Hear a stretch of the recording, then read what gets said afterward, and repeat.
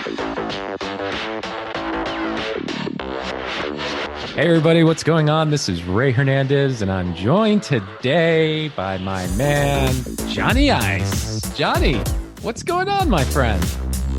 Well, first off, welcome everybody to Behind the Bag. Oh yes, I'm angling for the lead voiceover guy now. Listen, it's been a long week. It's been a long right. week in Mets land, and I'm still, my head's still spinning. It's actually 2:30 in the morning on Saturday. No, it's not, but we're gonna pretend that it is. Freezing cold out here. Freezing cold. Yeah, well, we got our dog today, and had to go walk in this freezing cold. I actually had my ski pants on. You know these ski pants. They're the red ski pants when we went to the Wilbur Flores game. That's right, up in that 400 section. It was like we'll have to do that episode because that was the coldest game I've ever been to. Yeah, and it rivaled some New York Giants games that we went to. Absolutely. It was Best part about that, because these ski pants, they're bright red. Brendan Nimmo hit a home run, and you see me on TV because of the red pants, trying to catch that home run. That's a pro tip for the audience. If you ever want to be seen and you're in that home run section or somewhere out in the outfield, wear something bright, neon, red, whatever, and you'll see us jumping up and down. You'll see yourself jumping up and down. It's perfect. Or just go to a game in April and you will be on TV. Exactly. Well, since we've been doing a Friday night, what did Johnny eat Friday night meal? Yes. Had to go to local legend Catania's Pizzeria today and get very nice. Get a Sicilian and their legendary small calzones. Now everybody has to Google the Catania's Yonkers calzone because it's something that's made, I think, in a muffin tray. Okay. And it is phenomenal. Wow. All right. Catania's. That's on Central Park, right? That's right. Central Park Avenue. So, it's a corner made famous by Progressive commercial, I think. The insurance guy who's on the corner holding the arrow. I think that's Progressive. Really? Yeah. It's that corner. Well, now you got me. Tell them we sent you and they'll charge you extra. Well, now that we got our, Friday menu out of the way, my man, listen, a lot has happened in Mets world, but before we go there, I do have to correct something. I listened to the episode from last week. I said Bobby Valentine wasn't with the 86 Mets because he took a job at the Chicago White Sox. And that was way wrong. So in the interest of credibility, I have to admit my mistake. It was the Texas Rangers. I made the mistake because in the 80s, their outfits, their uniforms look the same. That white, especially their away uniforms too. They're the grays. Yeah, absolutely. Honest mistake. So I had an error I wanted to correct, but it was so long ago at this point I forgot what it was. But I do apologize because it was probably really bad. Attaboy. So this is episode 5 now, and for the fifth week, well, it can't be the fifth week, the fourth week in a row, something has happened that was mentioned previously. I mean, John, I don't even know where to begin. Before we get to this week's episode, where do we begin with this week? I mean, I think based on your personal strong feelings, we have to start with the Steven Matz trade. I think I'm giving you that one. Thank you. I think last week I said it. I wouldn't be sad if Matz wasn't on the team. To really understand my disdain or my beef with Steven Matz, go to the archives, episode number 2, WWE Day, and we go into that in detail. I got to tell you, I do like Steven Matz as a person. Okay. Yeah, here we go. Yeah. He's going to be that guy wearing the Steven Matz jersey after it's on clearance. He's going to be wearing it to Citi Field. What I'm wondering is if we get to keep the grandpa at least. I mean, let's hope. Steven, look, he was a lot of potential. He's going to light it up this year in Toronto, no doubt, and we'll add him to the list of players that do well after they leave New York. But just couldn't put it together, and it was just maddening. He was a maddening pitcher, at least for me. I remember he started out, I think he had a double or an RBI double his first night out. Yes. And he had that 5 or 6 solid innings. I had high hopes for him. I thought he was always still relatively young. Then we realized parlay back to what this episode will be about, he was actually drafted by Omar Minaya, which is very interesting. But he's going to go to Toronto. Just be on the Cy Young alert because it's inevitable now that he's somewhere else. He's gonna get a Cy Young. But to be fair, we did get Noah Syndergaard from the Blue Jays for a Cy Young winner. So let's give our friends up north. I will say this. I will say, there was a lot of heat for the Marcus Stroman trade and the fact that we cleaned out the system. And, in some ways, I'm going to sleep better just saying that we traded Steven Matz for Marcus Stroman. We won't worry about the prospects involved. All right. I mean, can I do that? Yes, because you know what? I think after our going into our 5th episode, we've learned that a lot of these prospects end up being names that don't even show up in Wikipedia. So a prospect is just that, and the squad we have now, we're kind of close enough. I think you have to go with the win now mentality. Yeah, definitely. Speaking of win now, other things happening with the Mets. We finally have a GM after we said we weren't going to have a GM after we fired the GM who was there for 37 days. I mean, well, they caught me mid, I was refining my resume. I was getting things in order. Sandy says no GM. So I'm like, okay, I'll stick with my day job. And then all of a sudden, son of a, that was, he played you. He played you. That was smokescreen, man. Unbelievable. I think actually, look, we went through this last week with Jared Porter's firing. It was the right move. No place for that in certainly for the Mets. But on the flip side, the fact that we had some in-house talent to promote and elevate with Zach Scott. I'll admit I don't know much about him, but everything I've read, he's highly regarded, and we'll see what happens. Yeah, and speaking of no place for that, Brody Van Wagenen, no place for him in baseball, as he's been named, appointed, whatever. He's one who updated his LinkedIn immediately, and he is the COO of Rock Nation. So back where he belongs after leaving us with a pile of ashes. Here it is. Yes. And I can't wait for him to screw us on a next superstar like 3 years from now, some negotiation. Yeah, we're going to be paying some second baseman $45 million a year because of BVW. Nice. The BVW. I like it. It'll be a very much a Jed Lowry type signing too. It'll be great. Speaking of great, today, Friday, April. I'm already wishing it's baseball season, folks. February. That's not even February. We're still in January. They're going to start believing that this is being recorded at 2:00 in the morning. That's what it's all about, my friends. That's all it's about. Dedication. But, a New York Met, I'll just say a folk hero for lack of a better word or, term. Daniel Murphy announced his retirement today. Yeah, a lifelong. Well, I'm going to call him a lifelong Met. He had that crazy 2015 season. Yeah. Was that it? And then I'll what I always tell Ray. You'll hear our stories. It's always about the first week of the season, the games, our traditional games we went to in April. And the first thing we would do, or the first thing I would drag Ray into, is the game used shop. Because I want to see what spring training game used jerseys are up there. We are getting a rookie bonus jersey. That's right. A Dan Warthen game used batting practice jersey is where it's at.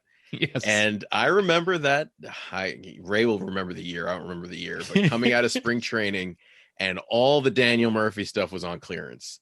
I think he had a broken leg or whatever had happened previous, and everything was on clearance. And then all of a sudden, I don't know, what was it, Kevin Long? Somebody taught him how to hit with an uppercut or something. Yes. You couldn't get him out in 2015 before the postseason. And then he went on that run. Yeah, unbelievable. And then he goes on to be a Met killer. So, yes, he will always be a Met in some way. One of my favorite memories about Murphy in person, there are a couple of memories. First of all, crazy bastard. All right, I'll just say that. He's always intense, animated. I was at the Wilmer Flores game, the walk-off homer against the Nationals, and just seeing Murphy jump like a lunatic out of the dugout. And if you watch that clip over and over again, that's just the type of player he was. But one of my other favorite memories was, I don't know if you'll remember this, 2008, second to last game of the season. Mets need to get in there to win, to keep their hopes alive. Johan Santana pitches an amazing game. It's me, you, and I'm not even going to say his name because we can't make it 5 weeks in a row. He's got a big head. He's currently driving right now. He's moving. But, we got to go, walk the field, which was really cool. Sit in the outfield with the Gary, Keith, and Ron charity. But Daniel Murphy was playing left field. His first couple of years as a Met, he had a great bat, just no place to play. And so he would play first base. He would play left field. There was the game in, I think, 2008, 2009, where Johan Santana loses the game 1-0 in against Florida, all because Murphy dropped the ball in left field because he misplayed it. He just had no place. But that bat was just something. Yeah, I remember him as just a hard-nosed player, and at the time the Red Sox were so successful, and I was like, this is a Red Sox kind of player, like one of those like Euclid types or something like that. Nava. Yeah, it's like somebody that we need on our team. So once he actually started hitting, and it was super exciting. But then of course we couldn't hold on to him, and it feels like just yesterday he left. It's but crazy. I mean, was he on the Nats and then the Rockies? Where was Nats, Rockies? Yep. I mean, wild. Speaking of Boston, by the way, that game, that's one of the other things that I'll remember with Johan. I mean, obviously the performance, but when Daniel Murphy came up to bat, he used to come up to shipping out to Boston, and it was very fitting back in that 08, 09 time frame. Shout out to Boston. Speaking of Boston, do we want to go to Barstool Sports? Yes. Wow, these segues are writing themselves here. This is unbelievable. Take us away, Johnny. Yeah, Ice. We're good. So, I do not have any stocks. I don't have Robinhood, but things are going wild. They're so wild that I am watching Squawk Box in the morning instead of ESPN or Yes or any of Welcome that. to adulthood. You know what happens? I see people in tailored clothing and fitted dress shirts, and I'm like, what is going on here? That feels so long ago. But glad to see people are still buying and wearing that tailored look, which is good. Absolutely. Let me tell you, I had to wear a dress shirt, not related to this, but for Zoom, it barely fit me. I think I've been putting down too many nachos during this quarantine.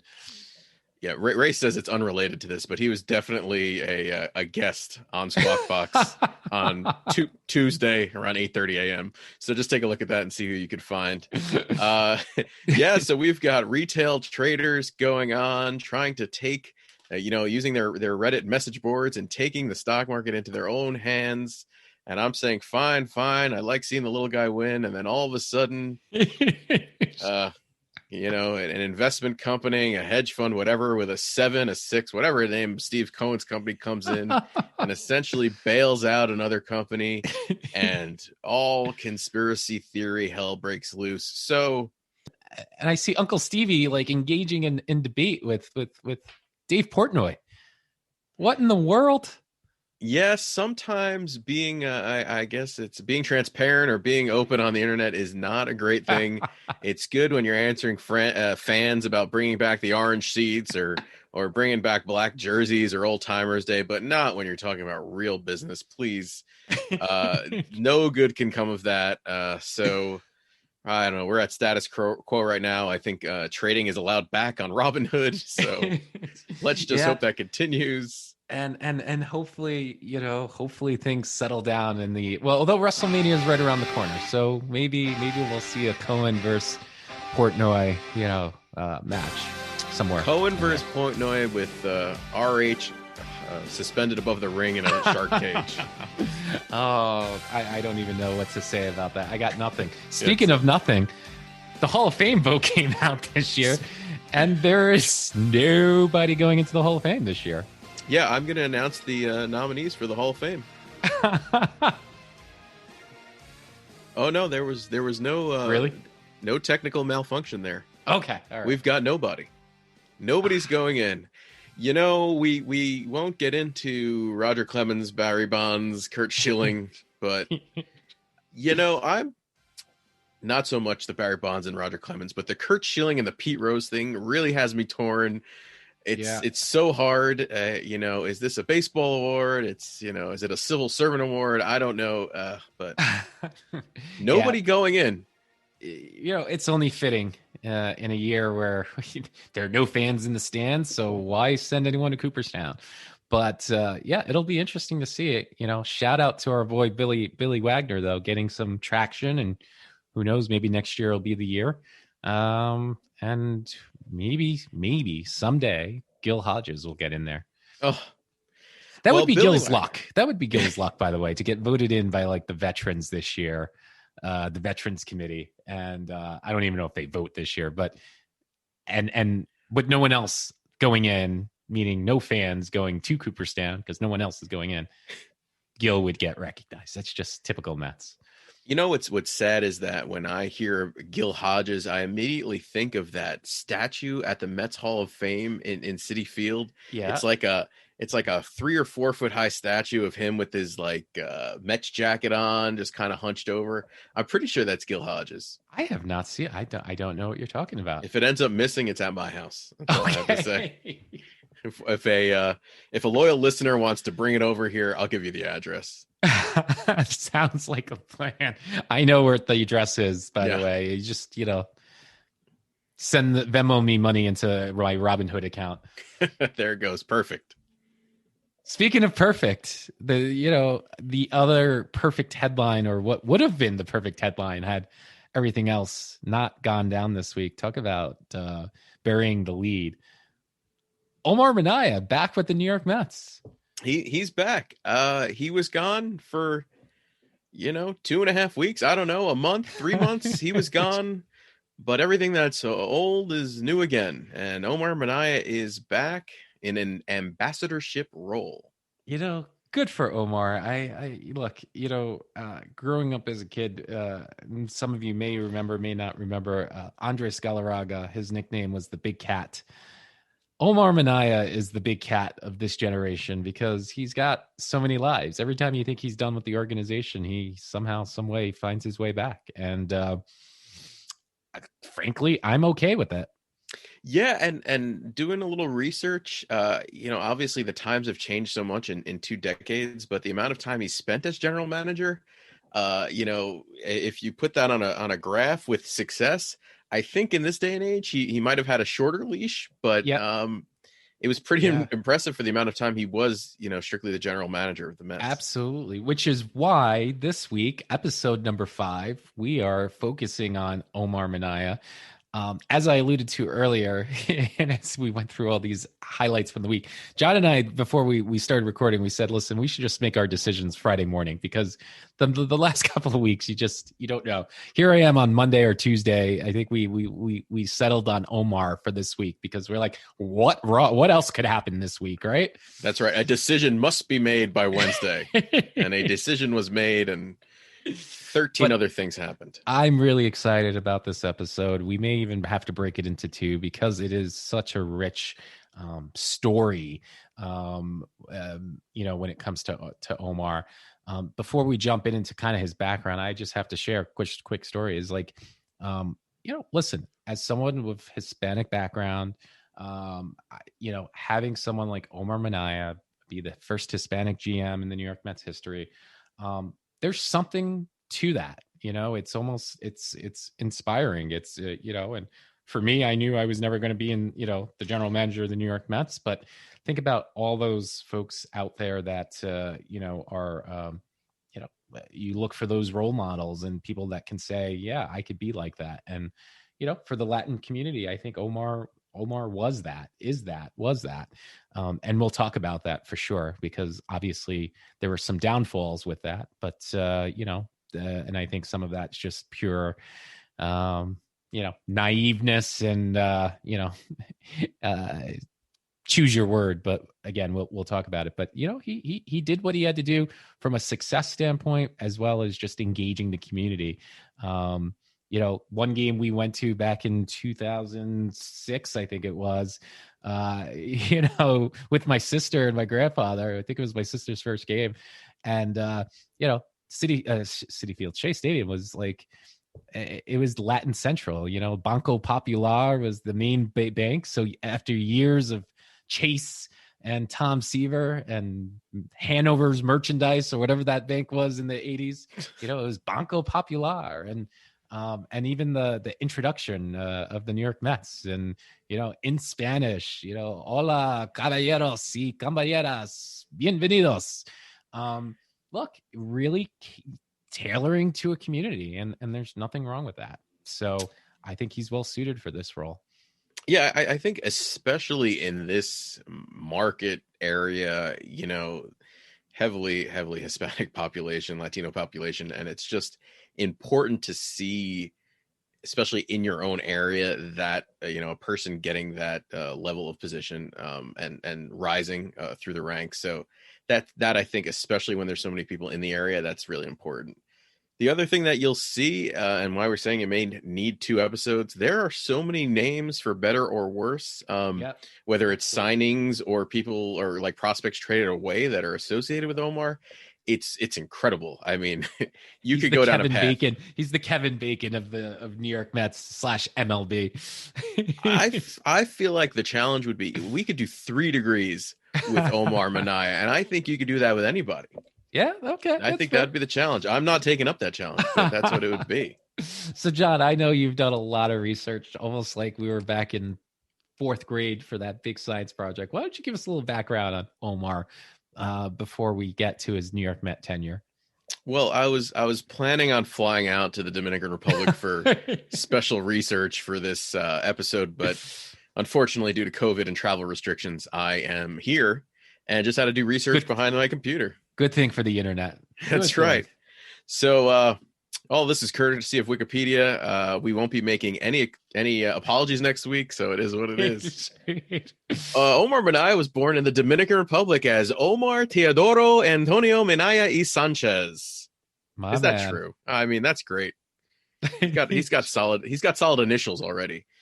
So Omar moved to Elmhurst. So like we were saying, he's a hometown boy at 8 years old. Actually ended up being a star baseball player for Newtown High School in Elmhurst.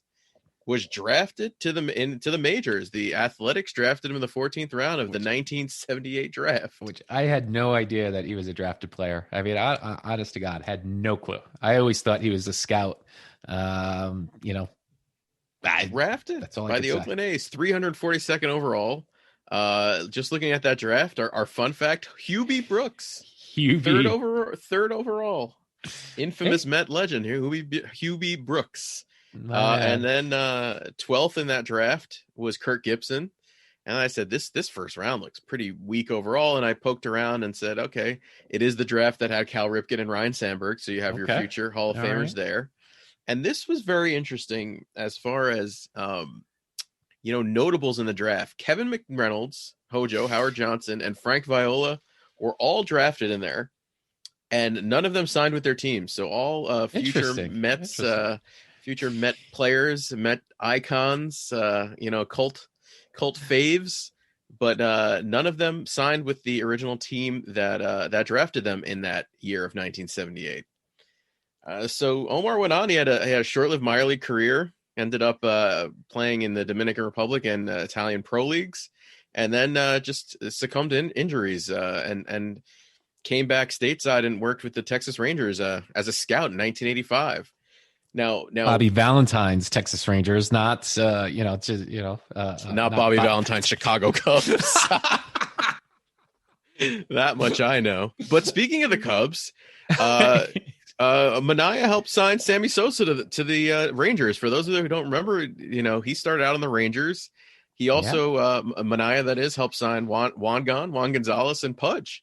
So, that Latin influence, you see so many things nowadays about the camps and the farm systems and the super young kids in the Dominican and all the Latin American countries. So here's your 16-year-old getting a $5 million signing bonus, Right. So I don't know where Omar went to find these guys then, but I'm sure it wasn't like the Los Angeles Dodgers facilities that they have now out there. Absolutely.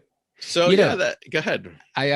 not to cut you off, but just thinking about some of this stuff, like, and again, I don't know if it's true or not, so I am purely speculating, freestyling. But in some ways, Omar Minaya is like the Forrest Gump, based on what you've already said, right? Like, think about it. He's with the Texas Rangers. All right, so we've mentioned Bobby Valentine. You have to figure that their times overlapped a little bit, if not fully. Yeah. Uh, you mentioned Sammy Sosa. Well, former President George W. Bush was the owner of the Texas Rangers, who famously said, "I am the guy that traded Sammy Sosa." So, And and if you fast forward like 20 years, he ended up working for GWB as a advisor of some sort. no kidding. Yeah, something like that. Omar Forrest Gump That's Minaya, right. ladies and gentlemen. Just that's the theme. But yes. Omar coming through. Amazing. So, we just fast forwarded after that to 97 through 2002. He was the assistant GM, senior assistant GM under Steve Phillips. I'm pretty sure Steve Phillips was the GM during that time period. Talk about an embattled GM. Those Yeah. those were some of the spendy days. Oh, definitely, definitely. And not the beginning. And the beginning would be our boy Joe McIlvain. At least 96, 97. I think Phillips takes over probably 97, I would say. You're right. Yeah. Now I'm talking out loud, because he makes the deal for Piazza in 98. So we're gonna have to let's put this in the Google Yeah. machine. Well, you keep talking. Yeah. So in the meantime, I'll circle back to the GWB thing. Minaya was appointed to the Council on Physical Fitness and Sports, a term that lasted 16 months No for kidding. GWB. So I bet you he was people remember appointed that. because, yep, see, it all comes full circle. And yes, you were right. My boy McIlvain got fired in 96. Yeah. Steve Phillips, Steve 97. Phillips. Yes. After that run with the Mets, he ends up being named the VP and GM for the Expos in 2002. Important to note 2002 because that is when the Expos were owned by the league. So I think he was like installed there by Yep. Bud Selig or something like that. Yeah. So let's rewind back a little bit. You talked about the graph of like tenure success. You got to consider his tenure as the senior assistant. And so you think about the Mets 98, 99, 2000, the World Series, and, Omar's part of it in some capacity. And I have no doubt that there are some, talented players, role players, pieces that fit into that run. Yeah, that's why it makes it so hard to research, because it's like, what level of influence did they have? Right. Did they have? He was a senior assistant from 97 to 2002, and then, all the way through 2010 as general manager. Any draft pick you could talk about and say, well, this was under his tenure. So it's always a challenge to go through that and see, what's really associated to Omar. But he was the VP and GM of the last hope of Montreal Expos right there. That's so bizarre, by the way, that's whole situation that the league owed the Expos. I mean, what's interesting about the whole thing, and then you probably have you'll have some insight on the trade, but it's interesting that he was in this win now mentality for this Montreal team, because seeing who he traded away, which some people deem the worst trade ever, actually. I mean, they're not Met fans and thinking about Nolan Ryan and things like that, but Cliff Lee, Grady Sizemore, Brandon Phillips, and Lee Stevens, who I think is a country music singer, to the Indians for Bartolo Colon. So this was big. Yeah, he was going for the splash and putting the Expos like over the edge. Yep. Getting them over the hump, but that is a lot of talent that was traded away. Yeah. So here's the thing. Yes, and whoever wrote that headline, you know what? That's misleading. So screw you. I'm gonna stick up for Omar. Well, also, but this is Bartolo Colon in 2002, folks. Yeah. I mean, that's very different. If you thought he was good in 15 with the Mets, you should have seen him in 2002. But here's the thing: is Omar gets appointed the general manager. He's the first ever Hispanic general manager in MLB. So it's I don't want to put it on the same level as a Jackie Robinson, barrier milestone, but that is a significant milestone. So right off the bat, there's that. Listen, if you're running a team that is probably not even going to be there a year from now, what good are the prospects? And that was actually what Omar said. I remember seeing it in an interview where he said, look, we went for it. The league owned us. They weren't investing money or anything in that. They were just kind of holding down the fort. That team happened to be playing well above its head, way over its head. They went for it. I don't know, John, if you were in that same situation, would you just go all in? I mean, you got nothing to lose. Well, the thing is, if you analyze every one of these multiple prospects for big time player trades, you'll never see this again. So I think it's more about the Indians really, really lucking out on 3 everyday all-star top-notch players, as opposed to Montreal giving up all those prospects, because you never see that. You barely see one out of the multiple prospects hitting. But I think Cleveland just got lucky, especially for a small market team, to get so many young players that ended up being the core of the team for so long. I think it's more about that than you being in a position, getting this limited opportunity and making the splash. Yeah, you're not about building the farm system at that point. I don't think that's the plan. You do realize, before we go too much further, though, that deal screwed Ray Hernandez. How did that deal screw Ray Hernandez? Omar screwed Ray Hernandez. Very simple, actually. And you want to talk about Kevin Bacon? Here we go. This is why Omar Minaya is the Kevin Bacon of MLB. In 2003, folks, I was, and I said this during our pilot episode, actually. I was an intern for the New Haven Ravens, who are the AA affiliate of the Toronto Blue Jays. That team was stacked, ladies and gentlemen, and had, I think at one point they had 6 number 1 draft picks, led by JP Ricciardi, who, I've got beef with to this day. And, that team went to the World Series for AA, the Eastern League Finals, where they went on to play the Akron Arrows, who were the AA affiliate of the Cleveland Indians. And who was the star there? Grady Sizemore. And in case you're wondering, the Akron Arrows swept the New Haven Ravens 3-0. I mean, that Cleveland farm team, that AA team, that was a super team on steroids. And I mean, the Blue Jays, the Ravens were stacked, like I said, with the number 1 draft picks and everything, and they ran away with the league that year. They got smoked. I mean, that's the only way to explain it. So thanks, Omar. Well, and your New Ravens, your New Haven Raven experience is perfect example. I mean, out of all those prospects you had, really Alex Rios is the only one who had a decent major league career and, made it to that point where he got a free agent contract. The rest of them, I remember, who was it? Guillermo Quiros, Guillermo Quiros. Gabe Gross. Gabe Gross. The pitcher, Chavez. What was his name? Gustavo Chacin. Chacin, yeah. So it just goes to show you, even if they start performing in the minors, like there's so many steps to get.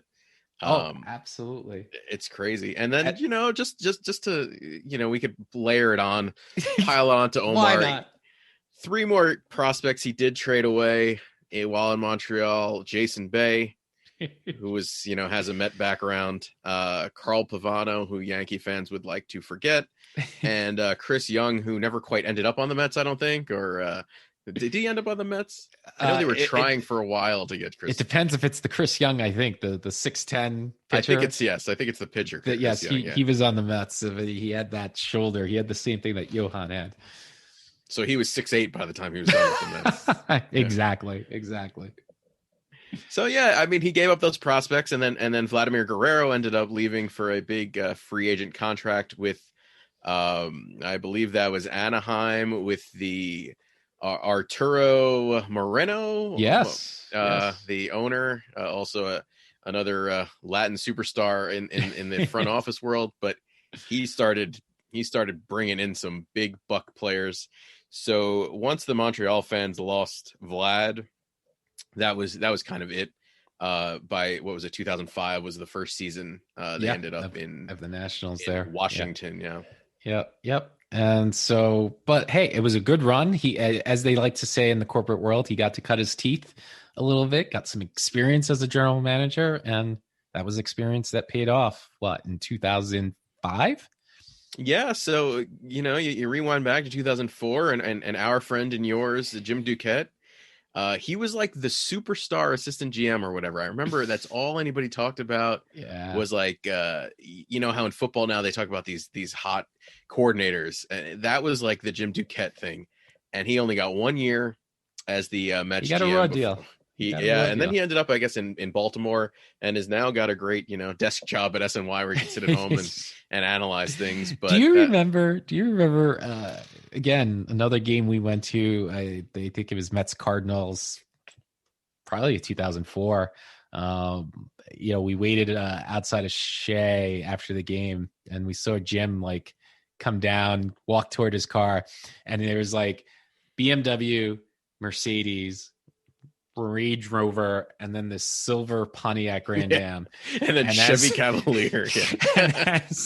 as Jim's walking, we were both like, no, don't do it. And sure enough, he got in that Chevy. Yeah. Jim had the manual locks too. He had to pop the lock to let somebody else in, but it's okay. He was waiting for the checks. Or no, he's got a good Robinhood account at this point. That's Jim. But I do enjoy his commentary. I do enjoy his commentary on SNY. So yeah, I feel like he's super knowledgeable with that stuff. Absolutely. So out goes Jim Duquette, and in comes our hometown boy Omar Minaya to take over as general manager. I remember in his press conference that day, Fred Wilpon just talked about Omar having full autonomy. Famous words. That never happens in New York. Any team you don't have full autonomy. And that was kind of the buzzword, not only during that press conference, but just, the early stages of Omar's tenure. It was my decision to hire Willie. It was my decision to fire Willie. Okay? It's just that simple. I mean, you guys can talk about it however you want. It is my call. The way we operate here, okay, is the general manager has all the decision-making authority in baseball operation. The general manager hires the manager, and I did that. The general managers fire the manager. So it is my decision to do that. And I think that was one of the big questions. Omar, why would you come back? With Jim Duquette, because Jim wasn't fired. Jim just got reassigned. I think they were co-GMs for a little bit and then got reassigned titles. And Omar said, look, I've got full autonomy. And so this is what we're going to do.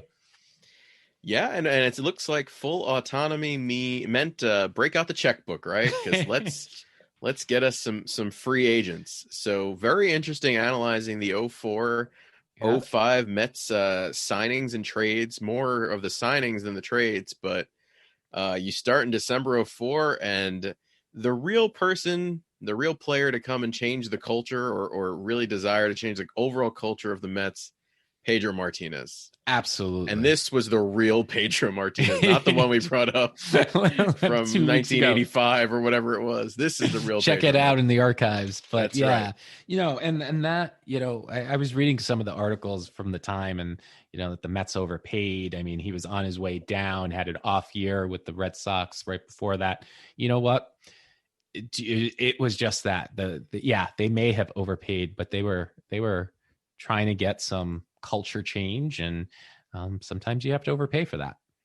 Yeah, and it's crazy that we're talking, I guess, 15, 16 years ago season-wise now, but for those of you who remember, Noah Syndergaard Day, Jacob deGrom Day, Harvey Day, which is a thing, there was nothing in recent memory like Pedro Martinez Day. I mean, Absolutely. That excitement alone, what he brought to home games, was it was crazy. It was invigorating. The thing I remember about Pedro, and maybe he'll get his own episode, was the whole foot thing.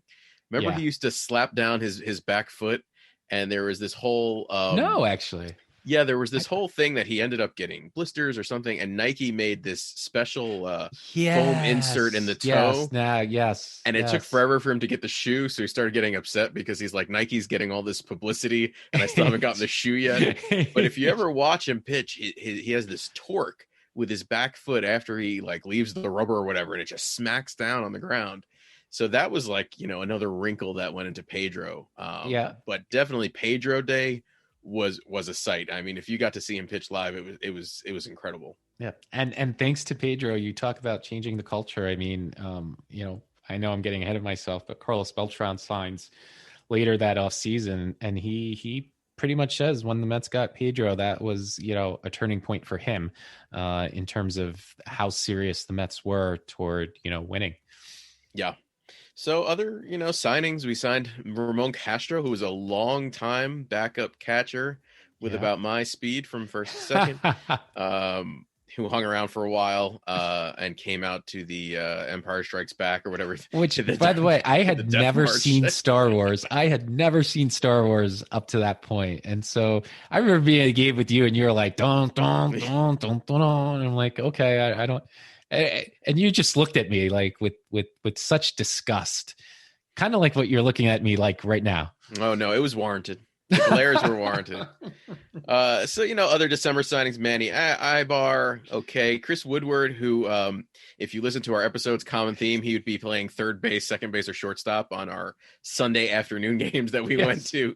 He was a staple for those.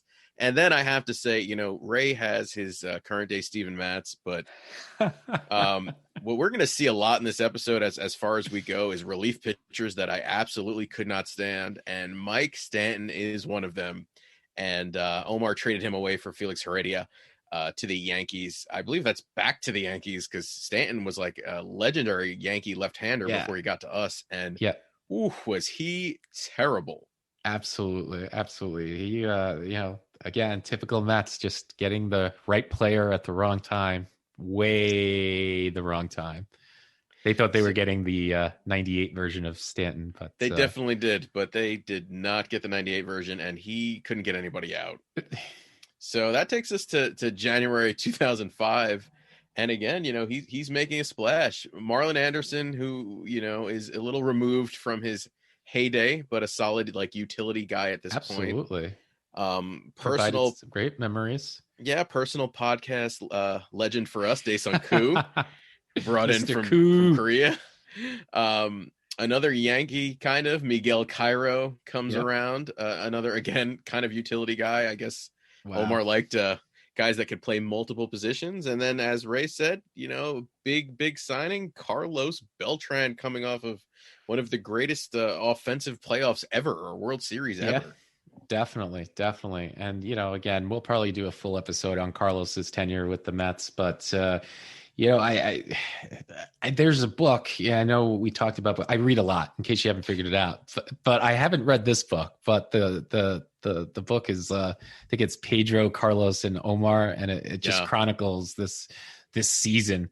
But definitely a big signing, no doubt. And then also adds Roberto Hernandez after Carlos Beltran. Again, go back to the archives where we talk about our experience with Roberto Hernandez, the day that John almost gets hit by Victor Diaz. That's right. And this was the first go around of Roberto Hernandez before we had to, trade for him later on. Absolutely. Vance Wilson brought over for Anderson Hernandez, who was our, I guess, backup shortstop, future second baseman. I don't know what he was at that point. Came over with a lot of buzz, almost like this is the guy of the future. Meanwhile, you fast forward a year or so, and it's like Jose Valentine, who had a great year for the Mets in 2006, but not exactly the, in his prime superstar or solid player that you thought you were going to get. That was supposed to be Anderson Hernandez's role. Anderson Hernandez was one of those guys that if you got a video game early in the season, he had all of those numbers. So, I'd have Jose Reyes batting first, and then I'd have Anderson Hernandez batting second, and they were all hitting like 370 with, 80 stolen bases. But in real life, Nothing Not so happened with much. Anderson Hernandez ever again. Not so much. Although And then- his jersey, I think, was at the club store that we went to that day. So there's that. And again, you're lucky you could wear it and say it's yours. No doubt. And then lastly, rounding out January, we brought in Doug Mankiewicz, which I was super excited about. This is coming off their World Series run, the Red Sox. Yep. You know, with a pitching heavy team, you always need a solid defensive first baseman.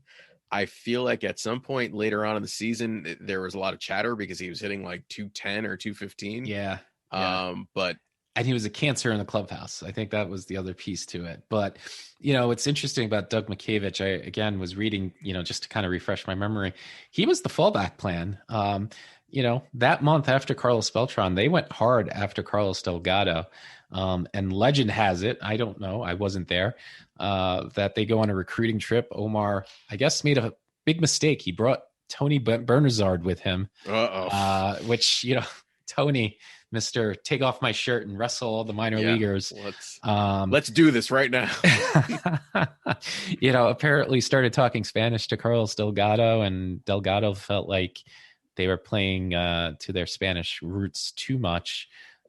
Did not feel authentic, and that was a turnoff, and the main reason why he crossed the Mets off his list. And, you know, Omar had to scurry a little bit and finds plan B in Doug Mankiewicz. Yeah, and eventually trade away some guys like Mike Jacobs, et cetera, to get Carlos Delgado over here the following year. You know, other signings, March, we had Kelly Stinnett, who we talked about his first stint and now his second stint. Mike DeFelice, who I really didn't like. Was he another backup catcher? He was. I did not like him. Here's a fun fact. If you could remember, Mike DeFelice, in Mike Piazza's last game as a New York Met at Shea Stadium, you know, he does this whole tribute and this, that, the other. I think he actually took up the warm-up pitches. And then before the batter came up for the other team, it's Mike DeFelice who comes in to replace Mike Piazza. So there is your fun fact of the day, ladies and gentlemen. The real fan-friendly moment right there. And then, you know, one of Ray's favorite Mets players, Jason Phillips, dealt and yours away. Too. And I yours love too. Jason Phillips. Got the little rec specs on, ready to go. Traded away for a man who I did not like at all. He had an angry face all the time. Kaz Ishii. I barely remember Kaz, actually. It was a very interesting. It was a wake up call for me when looking through some of these transactions. I genuinely do not vaguely remember Kaz. And for the second time in a row, we got the wrong Kaz, because Kaz Matsui was on the team as well, Mr. Superstar, who never panned out. So yeah, and we'll get to him later. He eventually gets shipped out. In June 2005, brings us to our favorite bat-wielding free agent, Jose Offerman, who I think you can look on YouTube and find out a little bit about Jose. But fun wrestling fact, father of JoJo Offerman, who is now with Bray Wyatt, also known as Wyndham Rotunda. So you are getting everything here, and you guys have plenty of content to put into your Google machine today. And then they signed Danny Graves, which, Ray, I have to say, really, really, really disliked Danny Graves. He's from the Reds, right? Yeah. Ooh.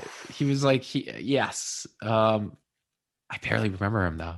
I thought he was a pretty good pitcher with the Reds. Superstar for a little while, yeah. And then he came to the Mets, and he's probably coming off an injury or something. And I don't think he lasted the first few months, or something happened. And I didn't even know he was a Met. So yes, that's all you need to know. One guy who I don't remember is Shingo Takatsu. I don't know who that is. Do you know who that is? No. You know, I guess I could go into my Google machine. No, but it would take not worth it. Okay. It was later on. Also, it was in August, so he must have just been a fill-in pitcher or something. And needed to kind of like when we got Dice K. You know, that's right. Last minute. But yeah, that takes us through the first season, 2005. Good first season. You know, I know we talked a little bit about it in our pilot episode, kind of changing the culture a little bit. Let's not forget, you know, he hired Willie Randolph. I mean, that too was, you know, a major move.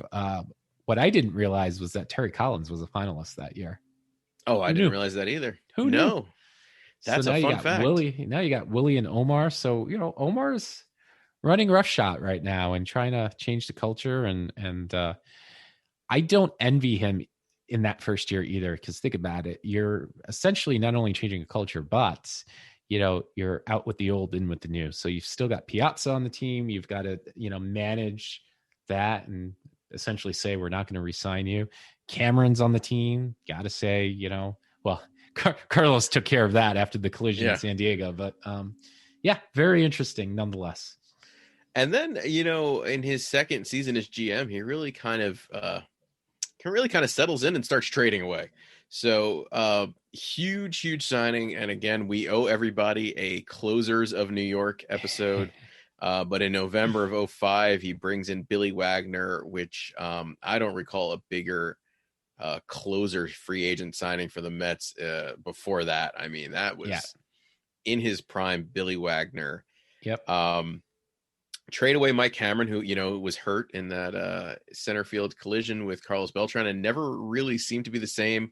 Also wasn't a fan of moving to right field when Carlos came in and was center field. So a lot of that happened where they start colliding because Mike Cameron, again, one of those defensive guys. How dirty is that they trade him to San Diego? Like the place where he damn near lost his career. Well, he essentially ended his career. I mean, I don't know. It's a little ironic. Fun fact, I was at the game after that in San Diego. Okay. And that is the game. The only reason anybody knows that game, it's the game that David Wright made the barehanded one-handed catch. No kidding. Over his shoulder. It was the day after that. I was listening to this on sports radio in San Diego, so I couldn't see it. And they were, the collision, and they were trying to talk. The way they were describing it, I was like, what just happened? It sounded like two people died. Wow. And it was really bad. So I was there the next day, and that's when David Wright made that catch. They lost that game. I think it was a Pedro Martinez start, actually. Petco Park, which, I mean, it's beautiful. I've been there. Yeah, you got to go to that. There's a fun fact. I've been there. Yeah, that's a great stadium. Go out of your way, folks. When the stadiums, when things open up, make your way out there, because it is a great stadium and a great location. I think that's the other piece to it. Yeah, the gas lamp district down there. Yeah. I mean, I've been to some great stadiums in some crappy areas. And some crappy stadiums in some crappy areas. But that's definitely one of the better stadiums, better locations, great events type, Yeah. So, and they brought back Xavier Nady, who, again, we were trying to fill that. We're always trying to fill that right-handed power bat. He came out to DMX. X gonna give it to you. I'm sure Ray knew that song more than he knew the Star Wars theme. So I loved Xavier Nady. He seemed like another one of those reckless outfielders. Solid right-handed bat, but we'll get to at some point when we had to trade away Xavier Nady because of the bullpen situation. And then that takes us back to Carlos Delgado, Ray. Yeah, no, definitely. And I mean, look, some of the I'm looking through that off season. I mean, someday we'll do an episode on the 2006 Mets. I mean, to this day, I still can't really talk about it because it hurts like that. That hurts. I mean, the 2000 season, I could watch most of it. I still can't watch that final game.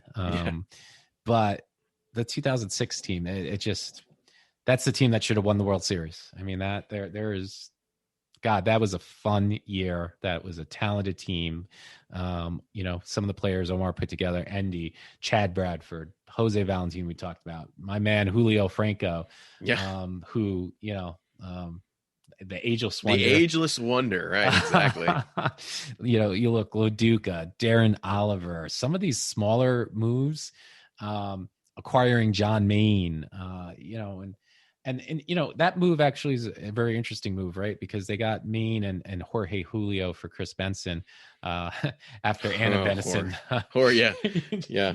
Anyhow, but you got to give Omar props because Jorge Julio did not work out at all. And rather than, hang out with him for the year or, kind of swallow your pride and no, he made the move. They they traded him for El Duque in May, right before Memorial Day there. So basically, 6 weeks worth of Jorge Julio, Omar saw enough. And Omar, El Duque was a key part of that 06 team. 6 weeks and a probably 6+ ERA for Jorge Julio. He literally could get nobody out. Look at the other names for that Omar acquired Jose Lima, Mr. Lima time, Pedro Feliciano. Well, going back to Delgado, if you talk about the prospects we gave up, Mike Jacobs, who we ended up getting back and never really panned out to be that, solid lefty. Did you know me and Mike have the same birthday? Fun fact. And that's a fun fact. So we traded Jacobs, Yosimaro Petit, who I believe was an infielder that they converted over to a pitcher.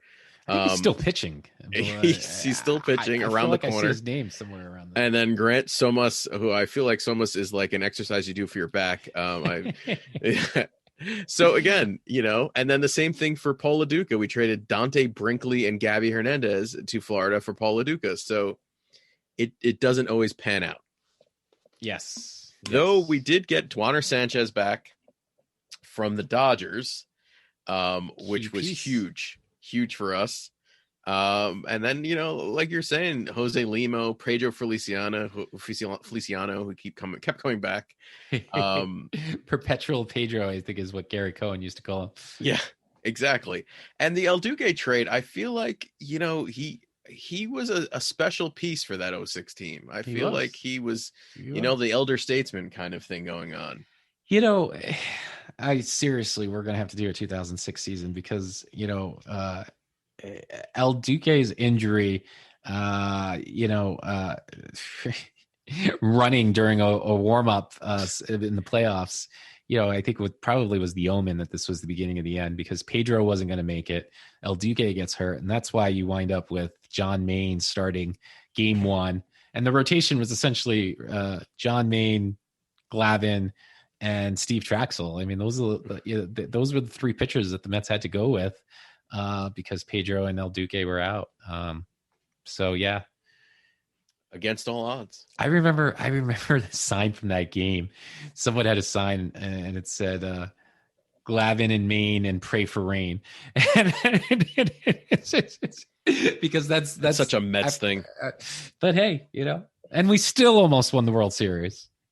Yeah, so again, we'll do a 2006 recap, but you fast forward and Kaz Matsui, who just did not work out for us. We ended up just dumping him onto the Rockies. I'm fascinated with this other day because there's this connection with me and you, right? So, under the radar move, Robert Manuel, who we've never heard of, gets traded to the Cincinnati Reds for Dave Williams. Again, under the radar move. What's Dave Williams' connection to us, John? Tell me, what's Dave? You don't know our connection to Dave Williams? Come on. I don't know our connection to Dave Williams. All right. Well, when we do the 2006 episode, but Dave Williams was the starting pitcher for the Mets 86 night, the 20th anniversary. Oh, we were God, at help Shea us. Stadium. Forgettable. And yeah, Dave Williams pitched. I don't know why he pitched. Don't know who was injured. Don't know. But yeah, he was the starter that night. So in case you're wondering who pitched on the 20th anniversary of the 86 Mets celebration, it was Dave Williams. Yeah. And then, we yeah, I mean, I roll. All right, he was one of those guys that when I played video games, I got rid of immediately. I saw him on the roster and I said, I'm going to get the guy that they made up completely because I don't want Dave Williams on my team. Fair. That brings us to the Xavier Nady then getting sent away in July of 06, which I think again was another huge situation, coming off of the Duaner Sanchez car accident and needing a relief pitcher. So our right-handed power bat Xavier Nady goes to the Pirates for the return of Roberto Hernandez and Ali. Listen, there's a theme here, though. I mean, we could go on and on with some of these names, and we, will at some point. But I think the theme I'm getting here is Omar is decisive, sometimes making volume over, what is it? Quantity over quality at times, but not afraid to, move the roster and do what he needs to do, at least in that early stage of his tenure with the Mets. Yeah. And then, that really takes us to the end of the 06 season. Victor Diaz, who's a legend now on this podcast, was traded away in August for Mike Nikias, who is yet another backup catcher in the we long love line our backup of backup catchers. And that really takes us to the end of 06. I feel like, 06, 07, again, you get chock full of things. Really, the relief pitchers, these two deals that Omar made in November 06, and then, we could see where we want to go with it. But Heath Bell and Royce Ring were traded to the San Diego Padres for Ben Johnson and John Atkins. Now, Ben Johnson was that center fielder that was supposed to be he was something. The centerpiece. He was the centerpiece of that deal. And Heath Bell, who again struggled, but excelled for the Padres. Royce Ring, who was a centerpiece of the Roberto Alomar trade. That's correct. From the White Sox. I have his autograph from that 2003 internship in New Haven. Remember how much I loved Royce Ring? He was the closer of the future until he was not. Until he was sent to San Diego. Yeah. Then he ended up kicking around. I think he had a stint with the Yankees. He kind of he was a lefty. You'll always have a job if you're a lefty. Yeah, Royce Ring, Vic Black. We've had this history of lefties. And then, we talked about Yosemiro Petit before. Henry Owens, I believe, was a similar situation. Infielder or catcher, and they converted him over to a relief pitcher. So we sent him and Matt Lindstrom to the Florida Marlins for Jason Vargas and Adam Bostic. So Lindstrom ended up as a closer for a little while, or he had stuff. He had heat. Yes. And, sometimes to get quality, you've got to give up quality, and felt that the Jason Vargas that was worth giving up. I liked Lindstrom from what I can remember, because he was a big boy too. If I remember right, he was like 6'4", 6'5", something like that. Big fireballer for sure. And unfortunately for the Mets, the two times that we've had Jason Vargas, they've been sandwiched. They've missed the meat of his, productivity. So yeah, he probably didn't have the hair fully grown out yet in 2006. But that's again, it just goes to show that, Omar is a scout deep down inside, and the knack for talent. I mean, Jason Vargas, proved himself for 2-3 years. They were just later years than when the deal was made. Yeah, and honestly, longevity wise, well, Henry Owens really didn't, come out to anything. Lindstrom had 2 or 3 years with the Marlins. I don't know, maybe 3 is a stretch, but he had a few years as a fireballer for the Marlins, and then again, it just didn't really pan out for him. No, definitely. And I think we can go into 07. Why not? Because there's some interesting names here too. But I think actually, if you get to 07, you start to get to the death spiral of Omar's tenure, because 06 was, obviously a great year. Just fell short. 07, they go out there and, they choke. But before they choke, it's almost like Omar decides, listen, we've got the core, we've got a good team. Let's go out there and just maybe make some moves. Let's call it depth, because if you look at some of these transactions, there's not a lot. There's a handful actually. Chan-Ho Park, Aaron Seeley. Veterans is what it seems like. Aaron Seeley, Scott Schoenweiss. Omar Minaya was responsible for a lot of my least favorite relief pitchers. Scott Schoenweiss is up there with those players. Sandy Alomar Jr., who was old for a junior, but he was getting that veteran leadership. Ricky Leday from the 96, 97 Yankees, those early mid-90 teams. I mean, but the real death spiral was acquiring Luis Castillo. I got no words. Well, I think, and again, you look at what they gave up. In the end, they didn't give up much for Luis, but I think it was the free agent deal, maybe the following season, that really killed us. Because he declined. Legend for dropping that pop fly by A-Rod against the Yankees. Again, Mets fans, we have a very, very long and vivid memory. And all it takes is a seemingly meaningless Subway Series game to drop a pop fly at second base. A game-winning fly ball. Yes. Not just any. This was bottom of the ninth, or Now for forever, I've got to listen to Michael Kay scream, "He dropped the ball! It comes outside the bat! The Yankees win! He dropped it!" And the 3-1. Popped up. Castillo. Dropped the ball! He dropped the ball! Here comes Teixeira! And the Yankees win!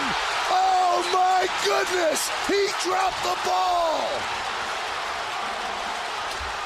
What an ending!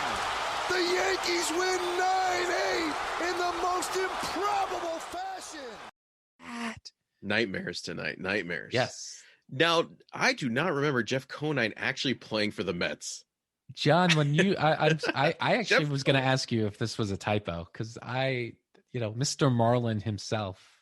Yeah, I he was a don't right remember him. fielder. I remember him in the Mets jersey, but I do not something must have remember happened. This was August, so that means it's an in-season signing, in-season trade with the Reds. Post waiver. Yeah. Oh, good move. I mean, we were starting to tank, so maybe that was the move that just started to put the anchor in the sinking. I don't know. Yeah. That brings us to the end of the 07 transactions, Which is an incredible hangover. and nothing. What was the year where Reyes got into the fight at third base with what's his name from the Marlins? Was that 07 or 08? The last game of the 07. That was 07. That was, last week we talked about Keith being his authentic self, and Yes. I'll always remember, Hey, shouting, this, that, the other, and then the next day, the final game of the season, Keith was critical and said, the Mets have really awakened a sleeping dog, and you just got to let them sleeping dogs lie, I think. And I really and truly hope that fight, there was no reason to instigate it, incite it. You were winning big. And 15 minutes later, Tom Glavine's given up 7 runs in the first inning, essentially ending the 07 season before, Matt even had a chance to bat. yeah, and you're endangering the life of Sandy Alomar Sr. over there as the third base coach. I think we should wrap it up with, it's only fitting here, as we kind of walk through some of these deals. Today marks the, what is it, 2008, so 12, 13 years, now a teenager, the deal, where the Mets acquire Johan Santana for Philip Humber, Carlos Gomez, Kevin Mulvey, and Delois Guerrera. So happy Johan Day. Yeah, the deal is now hiding in a closet vaping, I think, right now.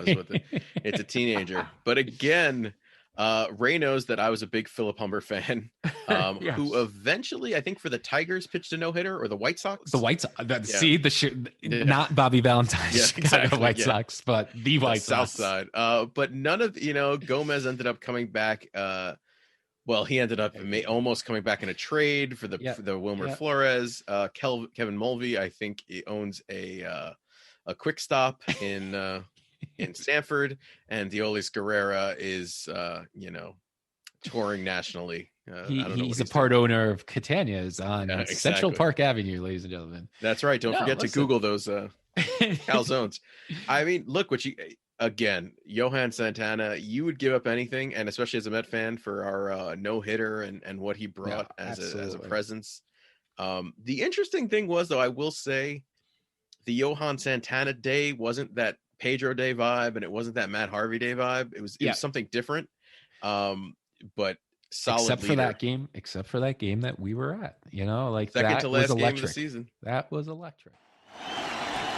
He struck him out. 8 strikeouts for Johan Santana. He struck him out. 2 down in the ninth. Having Citi Field in the background. I mean, there was just so much. Do you think that's the signature move in the early stages? Because I mean, Omar goes on to be general manager for another couple of years. Listen, we're gonna have to do a part 2 of Omar, but out of the moves that we've talked about to that point, is that the signature move, getting Johan Santana? Yeah, because I think if you think about where he was in his career at that time, that is definitely bringing in Johan, huge deal. You could think about the Carlos Beltran signing and the Pedro Martinez signing, even the Carlos Delgado trade. But I think bringing in Johan is a generational pitcher in his prime. Yep. So that's gotta win it. Yeah. I think if Beltran swings the bat in game 6, game 7, maybe see, we're Met fans. A we little, don't give up, right? maybe takes the bat off his shoulders a little bit. Maybe Johan is number 2, but yeah, I would agree with that. I think,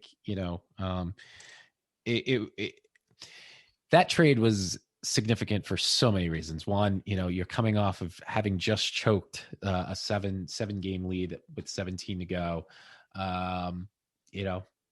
What says we're going to rebound and making a superstar splash deal? That's one. 2, you get pitching depth, or front, you get an ace. I think what was sad, and this probably gets into part 2 of the Omar era, is that we wasted much of his prime, or at least the latter half of his prime, because we didn't surround him with much, unfortunately. So a little bit of a hangover that bleeds after the 2008 season. But hey, we got a no-hitter. So there's that. Exactly. So I think the cliffhanger we'll leave everybody with is, we needed bullpen help and offense help, which seems to be a reoccurring issue to this day. But the Johan Santana trade was a huge, huge deal. And it's perfect. I mean, it's the anniversary. What more can you ask for? How could you beat that? So, John, that was fun. I mean, I don't know. Is there any closing comments that you have when you think about what we went through? I mean, God, again, Mr. Forrest Gump himself, Omar Minaya in the Thresh. I mean, lots of great experiences, changed the culture, brought in players, scouted players. Up to this point, you're feeling pretty good about Omar. Absolutely. And I do think the 3 degrees of Omar challenge is alive and well.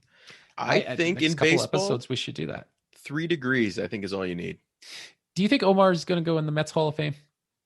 I think he deserves to go in the Mets Hall of Fame. I do. I think just for the amount of the players that he brought in for their time, for the time period and the significance at the time when they were brought in, I think he has to. Okay. All right. Yeah. Well, we'll stick around for the second part. We'll do it at some point. We won't do it next week, to let it breathe. But, the big connection with the 2015 Mets, even when he wasn't even here. It's a great sign of how a general manager, your legacy just stays sometimes. That's right. Draft picks await.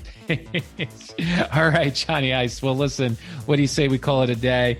For everyone listening, thank you so much. You know what to do. Leave some feedback either on this platform or reach out to us on Twitter. I'm at RH1782. He's at Johnny Ice. Johnny, what would you like to say? Folks, drive home safe, everybody.